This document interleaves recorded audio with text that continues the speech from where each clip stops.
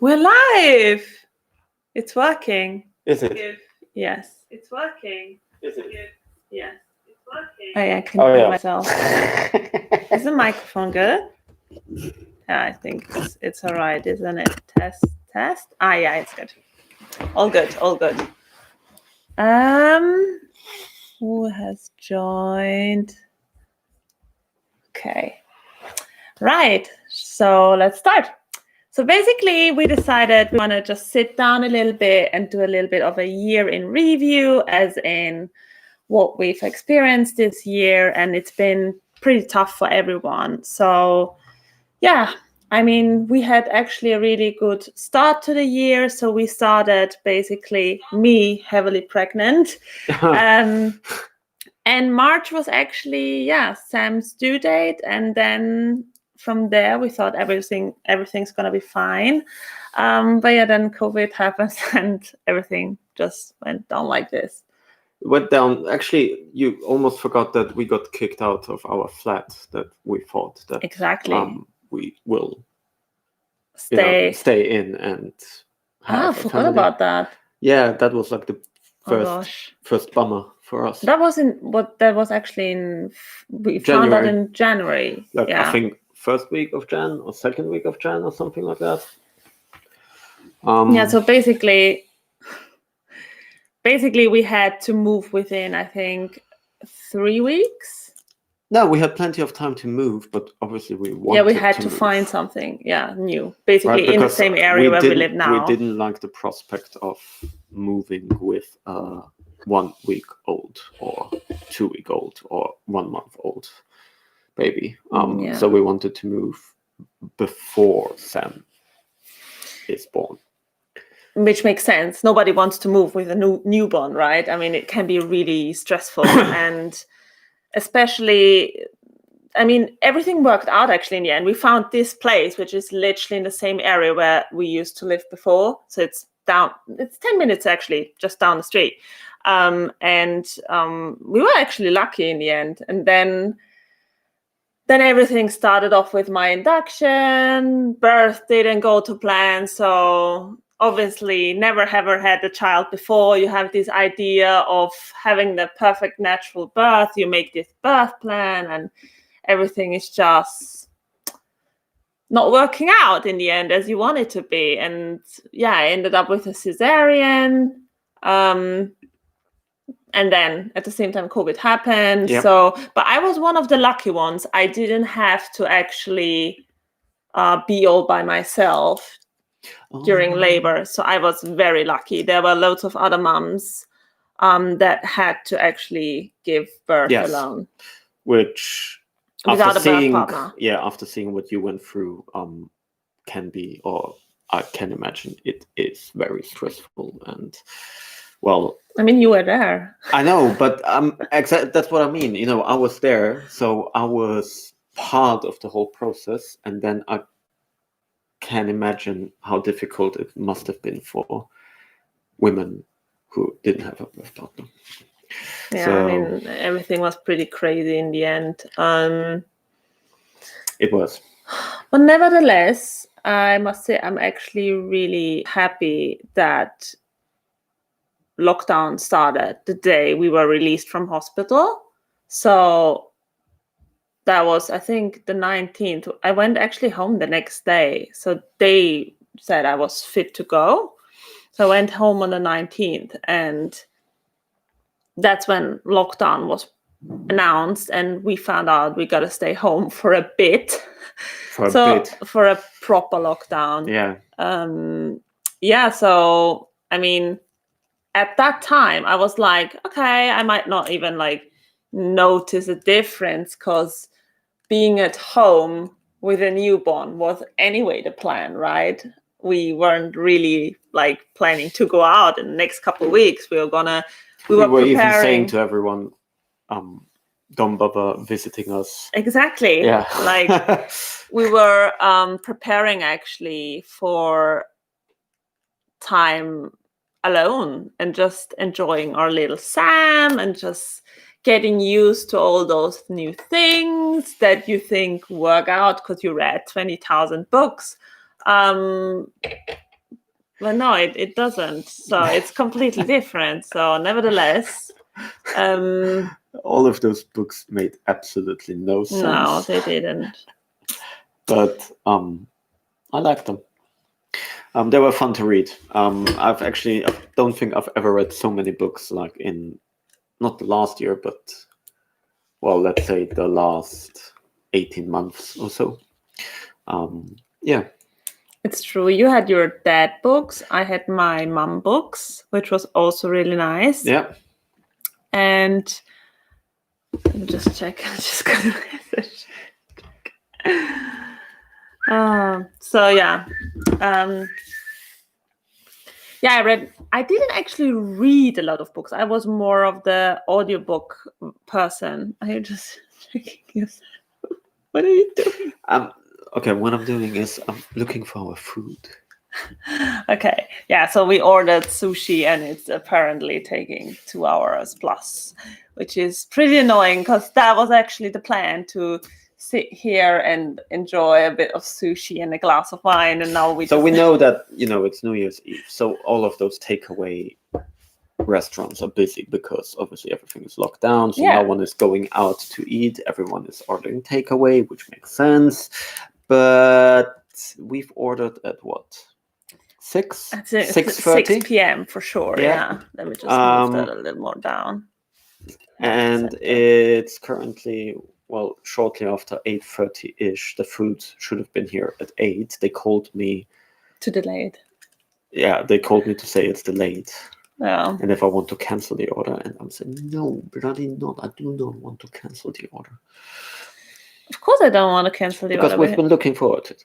Exactly, because as parents, you don't get the time to have a lot of takeout. You're going to have a lot of time to have takeouts, and you probably have just takeout most of the time, right? Yes. At least that's what we did in the beginning. Like, we had loads of takeout. Yes. Especially like Indian food and stuff. Yes, I still don't know why we ordered so much Indian food.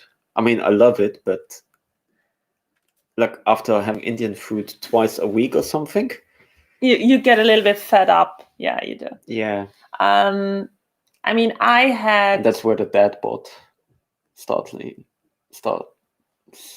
evolve. Okay, right. I mean, what dad bod are you talking about? My dad bod. You don't have a dad bod. I do. Body confidence here. We're not talking anything negative. Sorry. Seriously. New Year's resolution. What do you want to say to Sam? I got a dad bod or what? No. See? To Sam, I'm going to say, look at this fluffy bit. You're just crazy. Yeah, anyways, back to lockdown. Yes. You're just interrupting me with your sushi cravings. So in March, again, lockdown started. We were at home. We were actually enjoying that time, except that coffee shops were closed at the time as well. So it wasn't very enjoyable. Pulling an all-nighter, not having any coffee, and just being really, just having your coffee at home. It's just not the same in like going for a walk and having your coffee on the go. But yeah, then everything got really weird. I mean, we found out that there were travel bans. So our parents plan actually to come literally in April, May. Well, Easter, I think. Easter, your parents, my parents a little bit later. And then we had to cancel everything because of the whole situation escalating. And in the end, we ended up alone with Sam. And lots of FaceTime and video calls with my parents, with your parents. So, I don't know. I feel like everything then started to become really bad from May on, like after the lockdown, the first wave. When we realized that this wouldn't end soon. Yeah. Yeah, I kind of agree. I mean, it didn't really. Well, we realized that it's here to stay. No, I didn't realize it at that point. You didn't? No, I was more of a. Well, I thought it's just gonna be just until summer. And then I thought everything's gonna flatten out, the curve is gonna flatten out, and then we would be able to like travel to Vienna to see everyone. And yeah, that didn't happen in the end. So, I mean, yeah, obviously COVID just changed everything for literally everyone, not just for us. But I mean, if you became a mom for the first time this year, I think that's even like, I don't want to say like that other moms haven't had the same stress with like, they have probably more kids around, etc. But becoming a first-time mom this year has probably been the most challenging thing, because you don't know what is expected of you, what your baby needs. Then everything around you just shuts down. The tongue tie release, like Sam had a tongue tie release in May, and I was actually really lucky to get an appointment, because that was the time when they started to continue tongue tie releases again in the UK. Up until then, they cancelled all previous appointments for women. And if you start to breastfeed and you're struggling, you have pain, and everything is just a nightmare and you don't know what to do, then you go to those breastfeeding clinics, and these breastfeeding clinics give you advice. There are some midwives that help you out. But in the end, if your baby needs a tongue tie release and they can't get it, it's just really frustrating, because you've got to keep feeding your baby whilst having the pain. And it's just being not able to have any help during the time, whether it's like breastfeeding support or birth partners. I think that must have been really stressful for a lot of moms. And especially, I think dads as well, not being able to join their partners during labor and let them go through it, everything by themselves then. Yeah. Again, I mean, I'm lucky enough to only to imagine how difficult would that be. But let's just say you didn't imagine your maternity leave to be like it is, or like it was. No, not at all. That's the thing. Like, I had plans for my maternity leave. So you wanted to do like baby yoga and stuff. Exactly. So that was on my on the top of my list. So basically, I used to do yoga before. So up until I gave birth, actually 2 months before that. And I really enjoyed it. And I was like, yeah, that would be so nice to like take Sam along to like a postpartum yoga class and so on.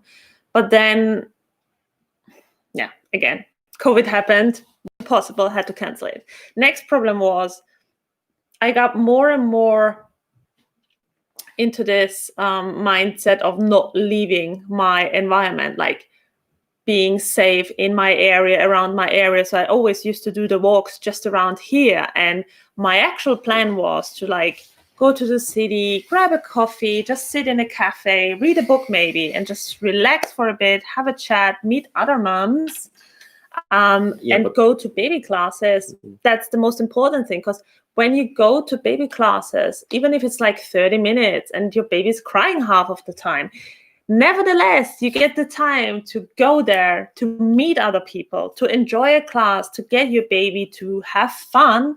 And then they're a little bit worn out. And by the time you're home, they're ready for their nap.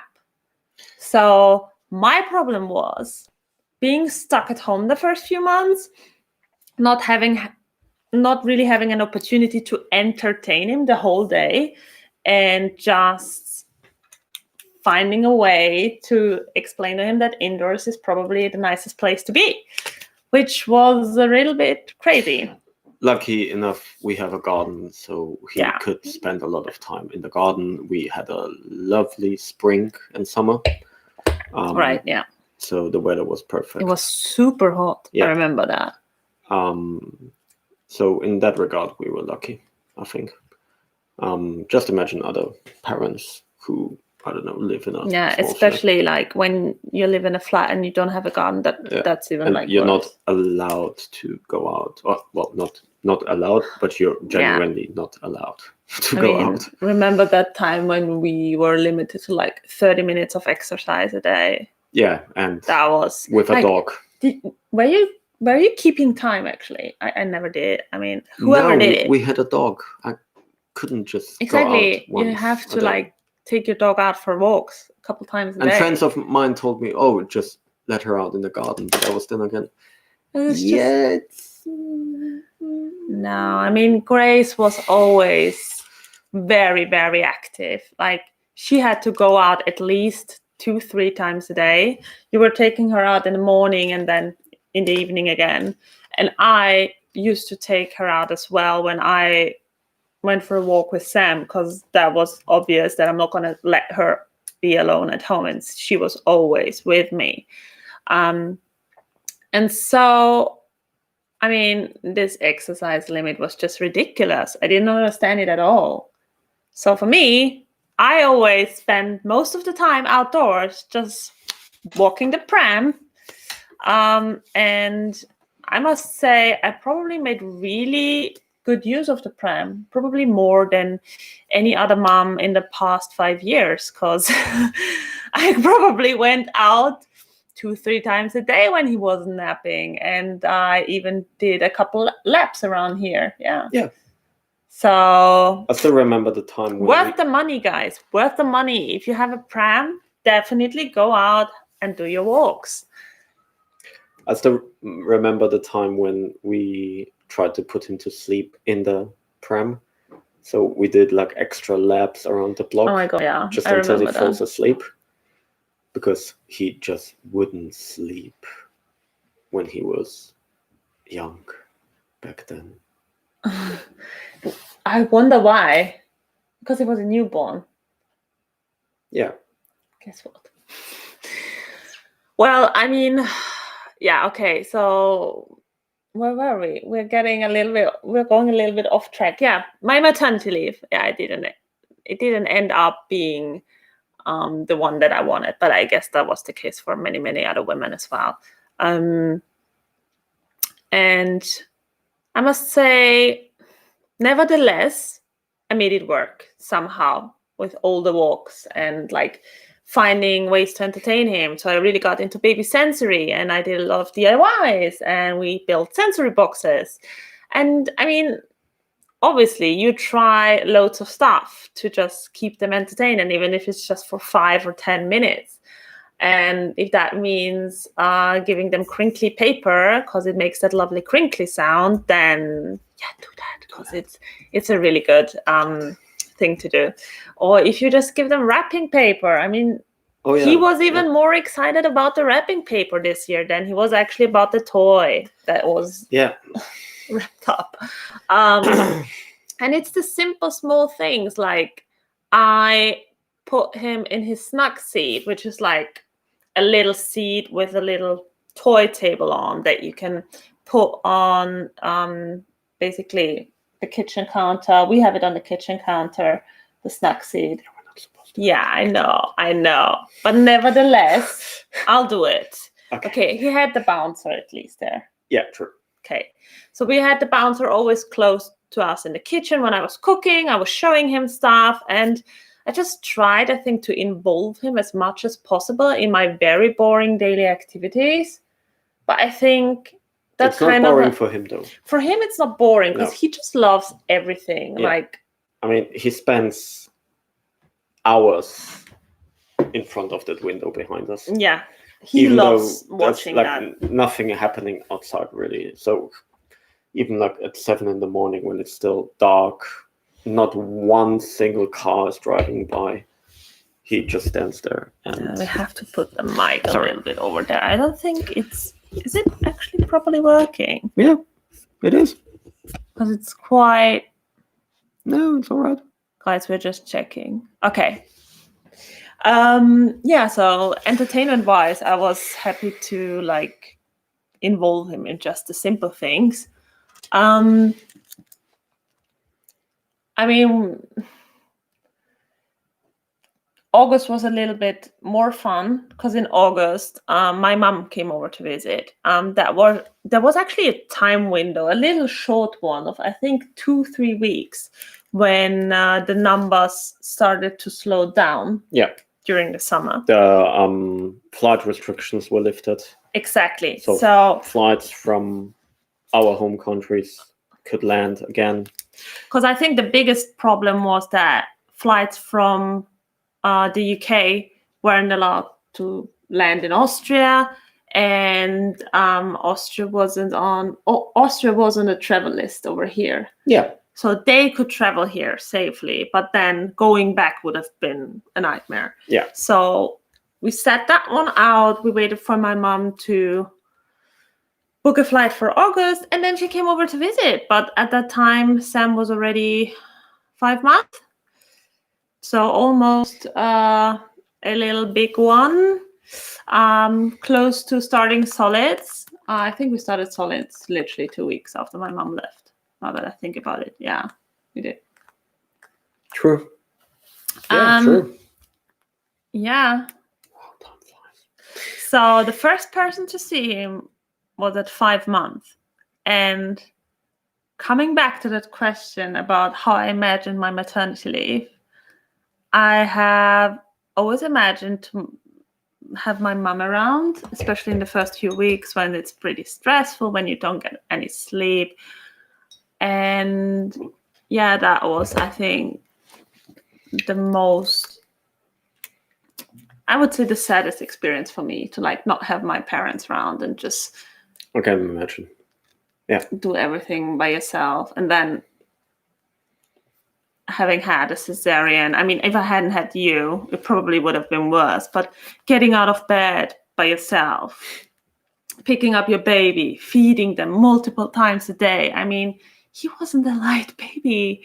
He was around like 4.8 kilograms. Yeah, on the heavy side. But that's genetically approved because we are pretty tall, and I was quite of a big baby when I was small. So it's fine. Wasn't a big surprise, but I mean, taking a shower, all these simple daily tasks that you usually do are just impossible to do all by yourself.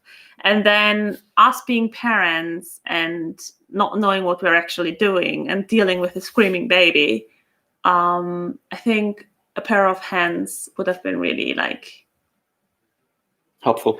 Yeah. Yeah, 100%. But nevertheless, we got here. It's December. It's the last day of the year, which means we are starting to see the light at the end of the tunnel.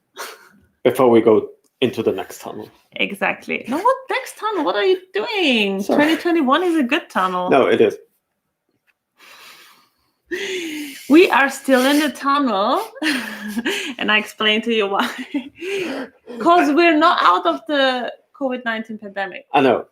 Once that ends, we're out of the tunnel. That's true. Guys, we gotta sit that one out still. Yeah. That's why we're not celebrating today. Or we are celebrating silently behind 4 walls for ourselves, the way parents do after 7 p.m. Now it's 9 p.m. So we're probably going to bed in like 30 minutes. No, just joking. We're gonna stay up a little bit. But I'm very looking forward to the next year. I mean, we've had like a roller coaster going on this year. We've got birth, we've got no one to support us. Well, we've got our NCT fam. Yep. Which was great. I mean, I wish they had that in Austria, actually. They don't have that kind of stuff. You gotta give birth, find your friends, and if you don't find any, that's really bad for you. But over here in the UK, you've got the opportunity to like go to like baby classes, connect with parents in your area, which is amazing because then you can exchange information that you need and that you basically stuff that you don't know about, and people have better tips for you. And I think you just help each other all the time. And when you're down and when you just feel super stressed out because your baby's just not napping the way it should be, you just go out for a coffee, you meet up, you have a chat. And if that chat is maybe like 10 minutes, it just really helps you to get on with your day. Yes. Nothing to add. Yeah, so that really helped me this year personally as a mom. NCT fam has been a lifesaver. being able to come up with DIY stuff and all that kind of stuff. I really got very creative. You do get very creative and you have limited opportunities to entertain your child. So I must say I achieved a lot of stuff this year. I know. I managed to go back to my pre-birth weight pretty quickly. We treated ourselves to a Peloton, which is really good after we found out that the gyms won't reopen anytime soon. So, well, even as a parent, I don't think you get the chance to go to a gym. To see a gym from the inside. Yeah, so big advice. Yeah. If you get the chance to create your own home gym, go for it, because that's something I really don't regret. And I think we're going to keep continuing that for a very long time. Back to 2021. What are you looking forward to in 2021 as a parent? His first birthday. Exactly. Oh my gosh. That's literally coming up in like 3 months. Yeah. And hopefully first family holiday. Yeah. Holiday. Well, a holiday. Holiday. As in not like taking holiday at work, taking days off, but like leaving the country. Again, fingers crossed. Yeah. That would be actually really good, yeah. I am very grateful to have started this channel.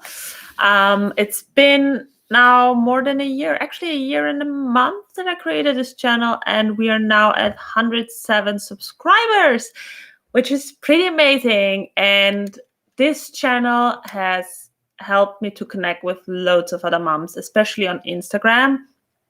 I keep writing with moms in Australia, which is pretty fun because I've never been to Australia, and it's just nice to have a chat with moms over there, how things are there.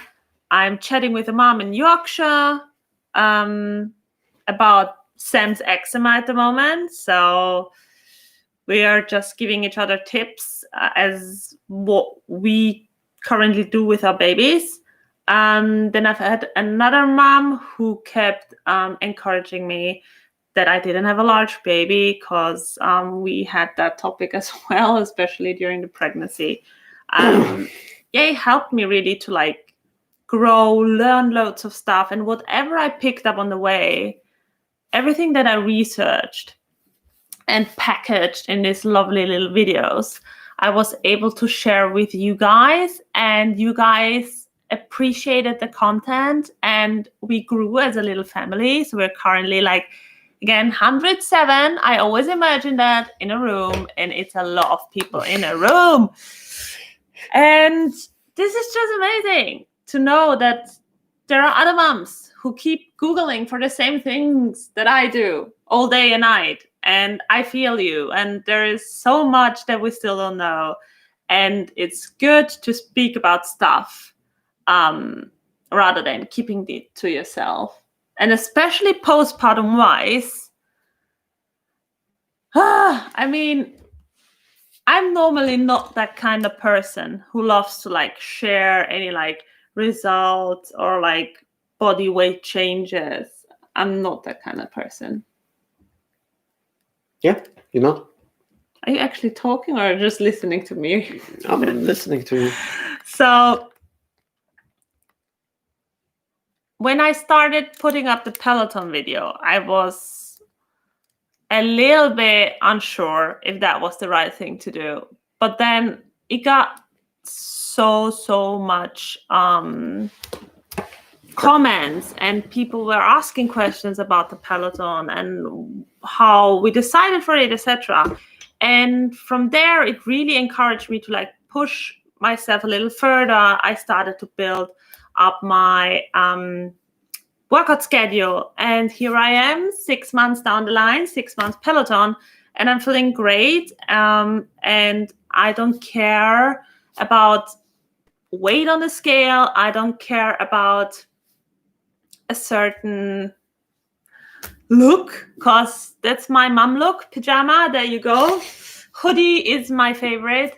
And I got to appreciate my mom face even more and everything else on my body. And it's just nice to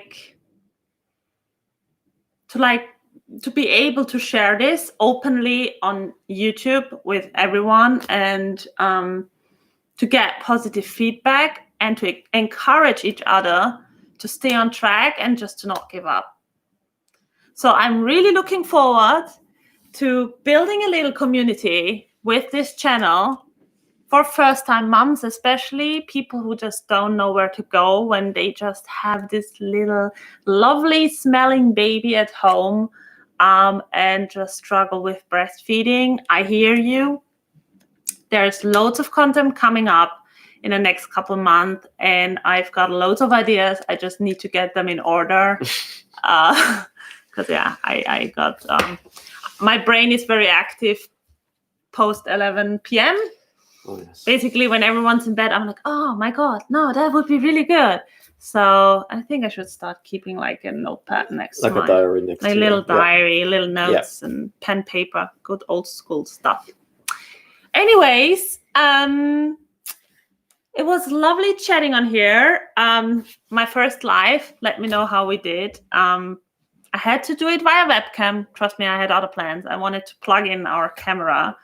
But as it turns out, technical difficulties. But next time, I would love to know what you would like to chat about in live, or if you're up to do another live, let me know in the comments or in the chat. And have a lovely, lovely start into the new year. Enjoy 2021. I wish you all the best, all the love, good luck, and see you guys in the next year. See ya. Bye.